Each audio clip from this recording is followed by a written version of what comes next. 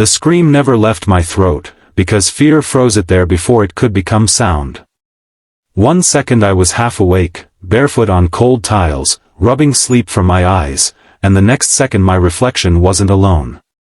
There was a woman standing behind me in the mirror, pale as the light above us, her eyes not threatening but desperate, like someone already drowning who had decided this was the last place to reach for air. In that instant, before my mind could make sense of how a stranger had appeared in the locked bathroom of my apartment, I knew something terrible had already happened to her.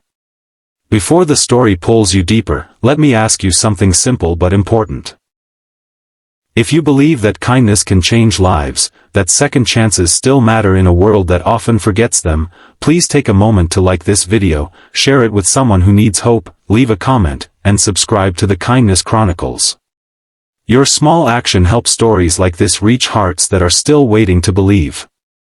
I had moved into that apartment because it was cheap and quiet, the kind of place where neighbors didn't ask questions and the walls carried old secrets. It was a narrow building squeezed between newer ones, ignored by time and developers alike. I worked long shifts, came home late, and spoke to almost no one. Loneliness had become routine, predictable, almost comfortable. That night was no different. I had come home exhausted, barely eaten, and fallen asleep with the lights on. The bathroom trip was automatic, thoughtless, until reality cracked open in front of me. The woman looked as startled as I felt, which somehow made it worse. She wasn't aggressive or unstable. She looked broken in a quiet way, like something precious dropped once too often. Her clothes were worn, not dirty but tired, as if they had traveled farther than she had planned.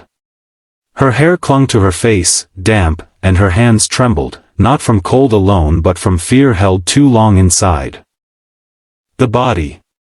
She didn't rush toward me or try to explain. She simply asked, with a voice that sounded smaller than her body, if she could stay for one night. Everything in me screamed that this was dangerous, impossible, foolish. I had grown up hearing warnings about strangers, about boundaries, about trusting no one who appeared uninvited. My mind raced through news headlines, worst-case scenarios, all the things people say to justify turning away. But something else was louder than fear. It was the way she stood there without stepping forward, the way she seemed ready to accept any answer without resistance. That wasn't the posture of someone looking to harm. It was the posture of someone who had already been harmed enough. I asked myself how she had gotten in, but the question felt cruel in the moment.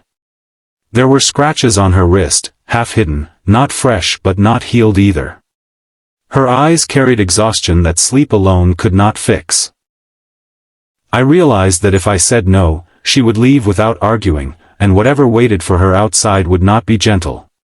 That realization sat heavier than fear ever could. I let her stay. That decision did not come with hero music or certainty. It came with shaking hands and 1,000 doubts. I locked the door, checked the windows, and gave her a towel and clean water. I slept on the couch, barely sleeping at all, listening to every sound, every shift of air. But nothing happened. No stolen items, no sudden movements, no nightmare unfolding. Just quiet breathing on the other side of the wall and a strange sense that something fragile had been placed in my care. Morning revealed details I hadn't seen in the harsh bathroom light. She was younger than I had first thought, but life had aged her in ways time alone could not. There were lines on her face made by worry, not years. She moved carefully, like someone used to making herself small. She ate slowly, as if unsure whether the food might disappear if she wasn't careful. Every thank you she offered felt weighted with disbelief, as if kindness was something she expected to be taken back at any moment. Over the next day, pieces of her story surfaced, not all at once, and never dramatically. She had trusted the wrong people. She had loved someone who used love as a leash. She had lost a job, then a place to live, then the safety of believing tomorrow would be better. Shelters were full. Friends had faded. Family had chosen silence over involvement. One mistake had multiplied into a life she no longer recognized. She hadn't broken into my apartment with a plan. She had followed an unlocked door and a moment of courage fueled by desperation. I told myself one night would become two at most. But when night came again, the weather turned violent, rain hammering the city like an accusation. I imagined her out there, soaked, invisible, and I hated the person I would become if I forced her back into that storm. So I told her she could stay a little longer. Just until things were clearer. Just until she figured something out. Days turned into a week, and a week into something neither of us named. Living with a stranger stripped away illusions quickly. She had nightmares that left her shaking. She apologized too much, for breathing too loud, for using space, for existing. I struggled with my own limits, my own fear of being used, my resentment at how my quiet life had been disrupted. There were moments I questioned everything, moments I almost convinced myself that kindness was a luxury I couldn't afford. But there were also moments that changed me. She cleaned without being asked, not out of obligation but gratitude. She listened when I talked about my job, my exhaustion, my failures, with attention no one had given me in years. She laughed softly at small things, like the way the kettle screamed too early or how the neighbor's cat stared at us through the window like it was judging our lives. In those moments, she wasn't a problem to solve.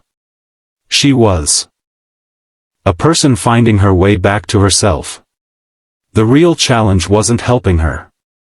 It was confronting what helping her revealed about me. I had spent years protecting myself from attachment, telling myself independence was strength. But letting her in cracked that story open. I was reminded how fragile we all are when support disappears, how quickly stability becomes illusion. Watching her rebuild from almost nothing forced me to examine how close I had been, more than once, to falling apart myself. When she finally found temporary work, her confidence grew in small, careful steps. She started talking about the future without flinching. She stood straighter. The fear in her eyes softened, replaced by cautious hope. The night she told me she had found a room to rent, relief and sadness collided in my chest. I had wanted her safe, wanted her independent. I hadn't prepared for how empty the apartment would feel without her quiet presence. The morning she left, she hugged me like someone holding on to proof that humanity hadn't abandoned her. There were no dramatic promises to stay in touch, no declarations of eternal gratitude. Just a shared understanding that something important had happened in that small, overlooked apartment. She walked out carrying more than a bag of clothes. She carried the memory of being seen when she was most invisible. Life didn't turn into a fairy tale after that. I went back to my routines, my work, my long days. But something inside me had shifted. I noticed people more. I judged less quickly. I unlocked parts of myself I had sealed off in the name of safety. Kindness, I learned, doesn't fix everything.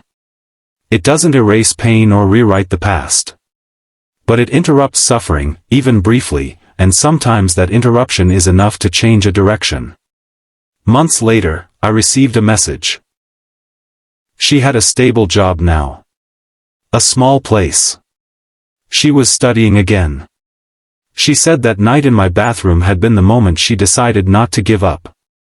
Not because I had saved her, but because someone had trusted her when she felt untrustworthy, had opened a door when all others were closed.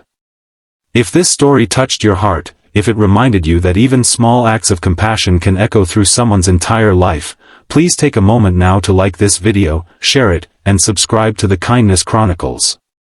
Your engagement tells us these stories matter, and it helps keep them alive. And before this video ends, I have a special request.